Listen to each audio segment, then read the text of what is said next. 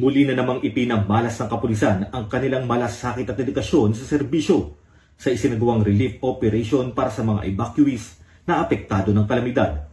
Pinangunahan ni Police Lieutenant Colonel Rowena P. Amata, hepe ng Police Station 13, ang pagbibigay ng tulong at pagbibigay ng seguridad sa isinagawang relief distribution activity, kung saan aktibong nakaisa ang mga pulis sa pagbubuhat, pag-aayos at pamamahagi ng food pack.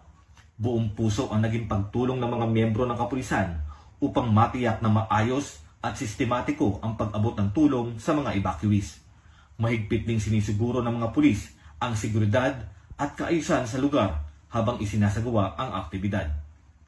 Ayon kay Police Lieutenant Colonel Amata, ang ganitong mga aktibidad ay hindi lamang simpleng pagtulong, kundi isang mahalagang hakbang upang mapalapit ang kapulisan sa komunidad at maiparamdam ang kanilang tunay na layunin, ang maglingkod at magmalasakit sa taong bayan.